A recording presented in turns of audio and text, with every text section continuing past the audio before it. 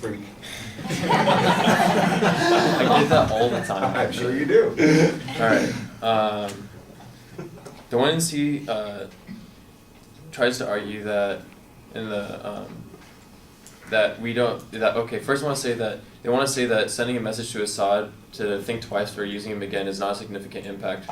And but we were trying to argue that it will be actually a significant impact because he has been told before not to use chemical weapons and he used them again and he used them, and for us to say that he isn't going to use them again is like not really a smart thing to say because he most likely can use them again, give or take a problem that comes up in the future. The other thing I like to say is that he tried to argue that we don't need a military response and actually that a better use will be easier, like by just identifying the weapons and getting rid of them, and we are arguing that it's not going to actually do that because we don't know if he's going to show all the chemical weapons or if he's going to identify all of them.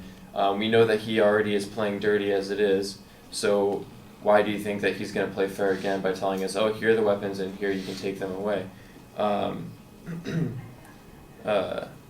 He also argues that their sanctions are working in place and that it doesn't threaten anyone else and that Iran is not going to be emboldened because sanctions are in place and they are working. I would like to argue, we are arguing that because the norms on chemical weapons are out there and it hasn't worked with Assad, that Iran most likely will not follow the sanctions as well with developing nuclear weapons. He also argues that that we will not ever get to nuclear war. Assad was told not to to use chemical weapons, like I said, and he did anyway. And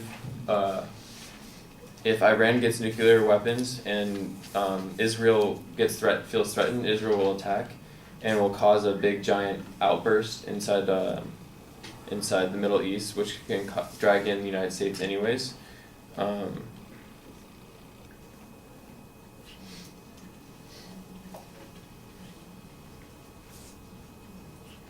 He also says that he tries to argue that Israel can deal with it and it's not really our problem and that Israel's already working towards it. And I like to say that our plan is to send message mainly to Iran, not only Iran, but also other leaders who are incapable of developing nuclear weapons that are against and using them for not good purposes. We have North Korea waiting and listening on what we're going to do for this strike. We have Iran waiting and listening, and if we don't actually do anything like a military strike, they're going to see that as something that they'll be strike-hold, and they'll be like, okay, like cool, we can do whatever we want with these nukes then. He says that he tries to argue that that they will never reach the red line, and actually the red line is getting closer and closer as we speak. He is going to develop. He is developing, or Iran is getting closer to nuclear weapons.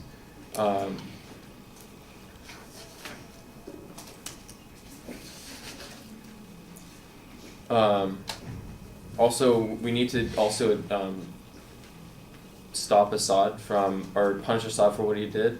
Failure to enforce such norms would likely lower the threshold should the U.S. Strike Syria.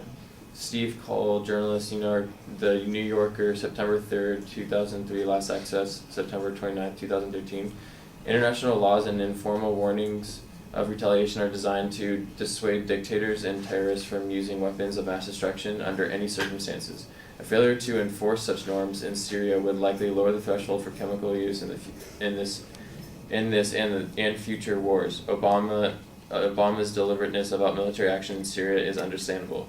This is saying that the threshold will be lowered and that Iran will actually get to use chemical weapons or get to nuclear weapons, and Assad will also possibly use chemical weapons again because the threshold will be lowered if we don't attack with military action in Syria.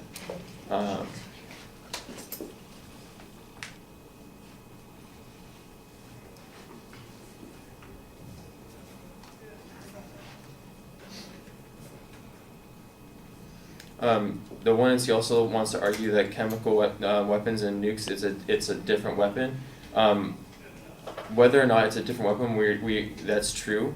But what we're trying to stop is use of weapons that are harmful and going to cause a greater problem in the Middle East and for the security of the United States and our allies as well.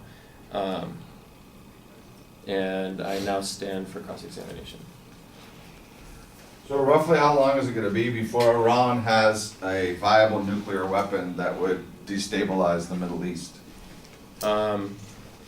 Within probably the next couple of years.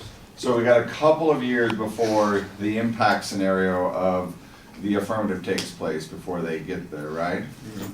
So what is the rationale for why we wouldn't let and give some time to the diplomatic efforts that are going on now to get rid of all those chemical weapons? Why do we need to rush and strike Syria if we have 2 years? Because it's not only Iran, but there's also North Korea, and also there's a chance that... North Korea. You've had 2 constructive speeches and I've not heard the word North Korea yet.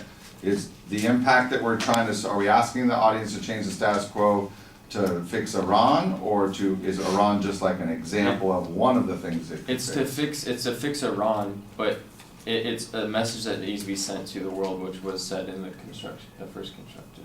Okay. Now, when you also talk about the fact that you're worried about Assad using more chemical weapons, right? Mm-hmm. Which impact scenario is more important? Is it more important to stop Assad from using chemical weapons a second time, or more important to stop Iran from developing nuclear weapons? It's more important to stop Iran from getting nuclear weapons. Okay, so that's the terminal impact of the debate, right? And your argument is that the only way to stop them from getting nuclear weapons is for them to believe that we're serious about our threats, right? Right.